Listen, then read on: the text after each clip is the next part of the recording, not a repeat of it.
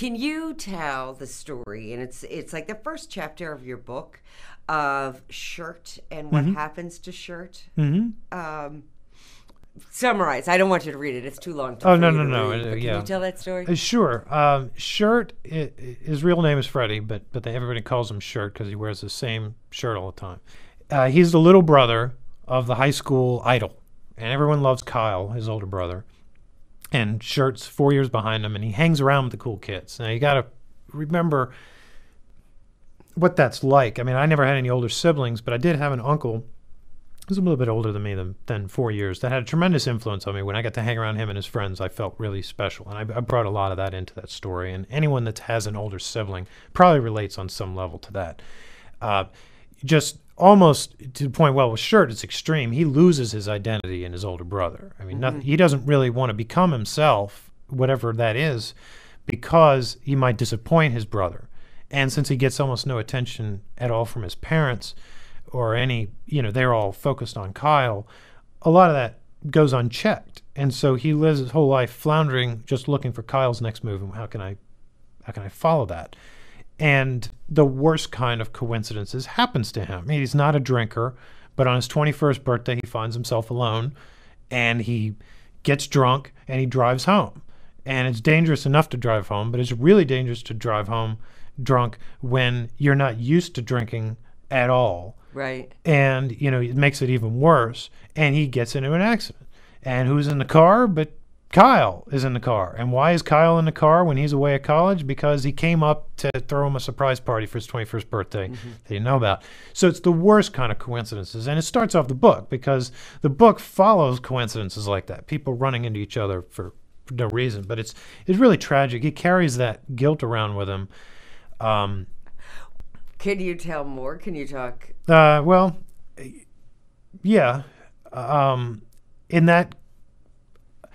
In that chapter, I dealt with one of the biggest religious debates we have right now. I mean, not the biggest, but one of the biggest, which is euthanasia. Is euthanasia a good or bad thing? Is it a merciful thing? Is it something that if we allow to be legal, will it be abused?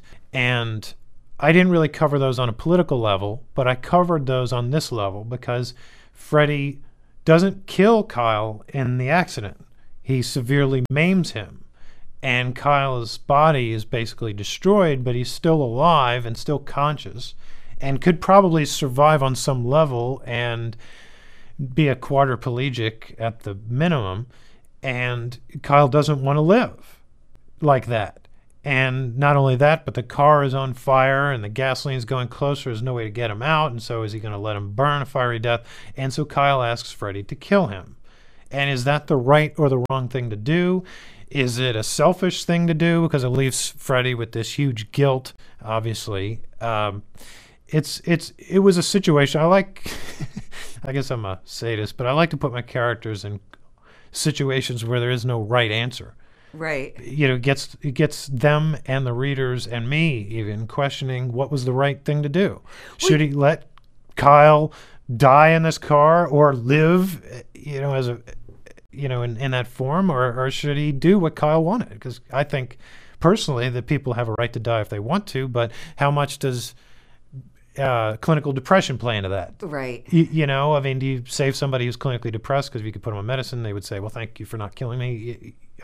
There's so many gray areas in that question that it made for good storytelling. Well, you made this analogy in the book, and you told this other story about killing a wounded bird. Yeah.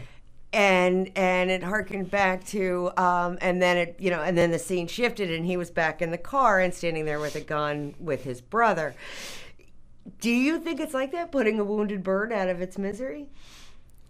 Yeah, I've been in that situation. Yeah. I guess that makes me a animal killer, but when you're standing over an animal that is too wounded to survive and you can't raise it, what else are you going to do? What kind of animal was it? It was a bird. Oh, it was a bird. Okay. Yeah, it was a bird.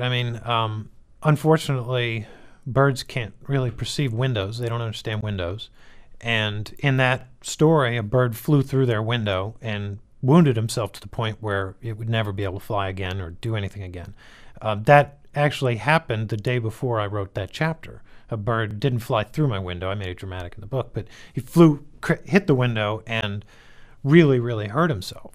And I mean, his body was just broken, and there was just nothing that could be done for this bird. It was obviously going to die very soon, and the most merciful thing I could do was to put it out of its misery. And it's one of those things you don't walk away feeling good about. Right. On a logical level, you think you did the right thing, but it could be argued the other way. I mean, maybe every breath that bird took was a good thing, and maybe I cut short the amount of breaths it could take. That is one way to look at it.